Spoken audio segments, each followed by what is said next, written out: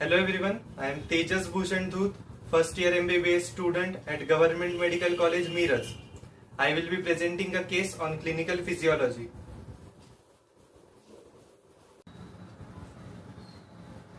Dr. Sherlock, you have a telegram from Dr. Lestrade. What does it say?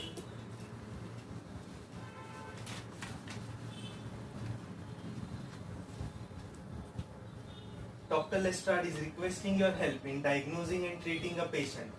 The telegram reads, a 25-year-old woman came to me with complaints of epistaxis and bleeding from her mouth. She has been on low molecular weight heparin for the past 2 years after being diagnosed with pulmonary embolism. Physical examination revealed purpura, petechiae and hemorrhagic bullae in mouth. Also, her blood sample is positive for HIT antibody. Elementary. It's drug-induced thrombocytopenia and specifically heparin-induced thrombocytopenia type 2.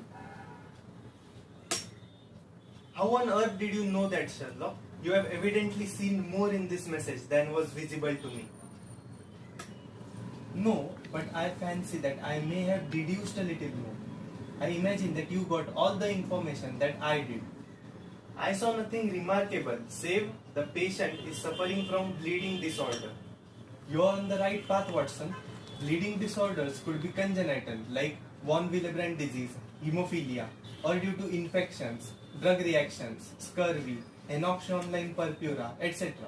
These will be the differential diagnosis. Now coming to the most likely diagnosis, site of bleeding reveals a lot. For muscle and joint bleeding indicate coagulation defects, whereas purpura, epistaxis, and hemorrhagic bullae, as in our case, indicate a failure of primary hemostasis due to platelet disorder, that is thrombocytopenia. How did you conclude that it's acquired and not congenital? It is possible to assess this by whether propensity to bleeding is lifelong or a short history suggestive of an acquired cause. Our patient has these symptoms after 2 years from the onset of treatment for pulmonary embolism. This is strongly in favor of the acquired cause. Hence, it is unlikely that our patient suffers from congenital diseases like von Willebrand disease or hemophilia or hereditary hemorrhagic telangiectasia. Moreover, the HIT antibody confirms the diagnosis of drug-induced thrombocytopenia. Heparin suppresses the bone marrow and thus reducing platelet production. A patient with type 1 HIT develops symptoms immediately after the administration of the drug, and a patient with type 2 HIT develops symptoms within 10 to 14 days. On the other hand, our patient developed the symptoms after 2 years. How are you so sure that it is type 2 HIT and not any other disease? You are right, Watson. Type 2 HIT occurs within 2 weeks or sooner if the patient is sensitized to heparin, and paradoxically leads to venous or arterial thrombosis despite the use of anticoagulant heparin. Antibodies that recognize complexes of heparin and platelet factor 4 bind to this heparin PF4 complex and activates the platelets, which promotes thrombosis by the release of thromboxane A2 from the activated platelets. If the heparin is not withdrawn, it will lead to clot formation within large arteries and also can cause deep vein thrombosis. To reduce the risk of type 2 HIT, low molecular weight heparin was used. Hence, the onset of type 2 HIT was delayed and the symptoms appeared after 2 years.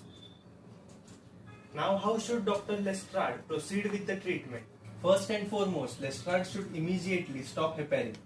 It is critical to initiate non-heparin anticoagulant in order to prevent both thrombotic and bleeding complications. Alternatives used are lepyridine, danaperoid, or ergotamine. These do not cross-react with HIT antibodies. They are inhibitors of thrombin and also prevent thrombin generation. It should be continued for at least 2 to 3 months to prevent recurrence of the thrombosis.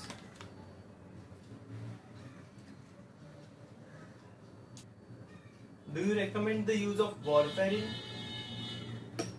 Warfarin should be avoided in this case until the platelet count normalizes to minimize the risk of microvascular thrombosis and subsequent skin necrosis.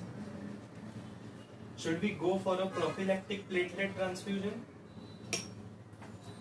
This query may arise in everyone's mind. The answer to this is no. We cannot go for a prophylactic platelet transfusion. It may exacerbate the hypercoagulable state leading to additional thrombosis.